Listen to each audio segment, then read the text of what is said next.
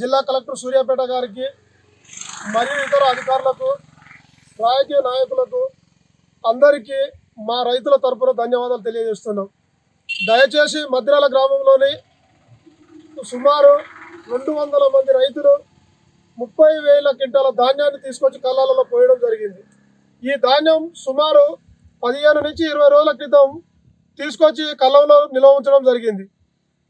తేమ శాతం మినిమం 200 మంది రైతులు అందరికీ డ్రై అయిపోయి పూర్తిగా ఆరిపోయిన ధాన్యం కళ్ళాలలో పోసుకొని రైతులు వెయిట్ చేస్తున్నారు. కానీ సెంటర్ నిర్వహణలోని లోపాల వల్ల ఆ ధాన్యాన్ని ఎగుమతి చేయలేకపోతున్నారు. సెంటర్ వాళ్ళను అడగగా వారు చెప్పే విషయం ఏంటి అని అంటే మిల్లులు ఈ రోజుకి ఇంతవరకు ట్యాగ్ అవ్వలేదు అని చెప్పి ఇప్పటి వరకు 4 లారీలను ఎత్తడం జరిగింది. ఆ 4 లారీలలో 2 లారీలు అన్లోడ్ అయి ఇంకా 2 లారీలు పెండింగ్ ఉండిపోవడం జరిగింది.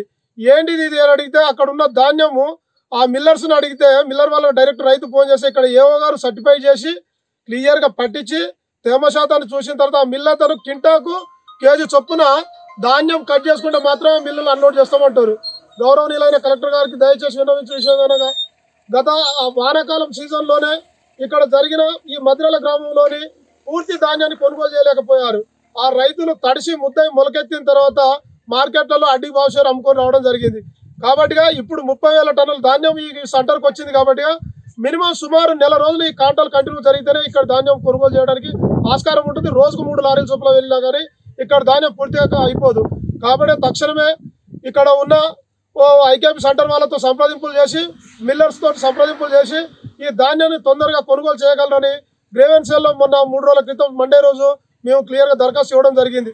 మళ్ళీ ఈ మీడియా సముఖంగా మీకు విన్నవించుకుంటున్నాం.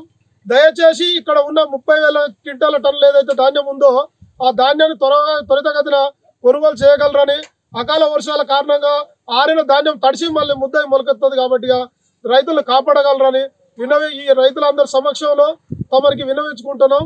దయచేసి ధాన్యాన్ని త్వరగా కొనుగోలు చేయగలరని కలెక్టర్ గారిని, గౌరవనీయులైన అధికారులను, పొలిటికల్ లీడర్లు అందరినీ మేము ఈ మద్రాల గ్రామ రైతులను వేడుకుంటున్నాం.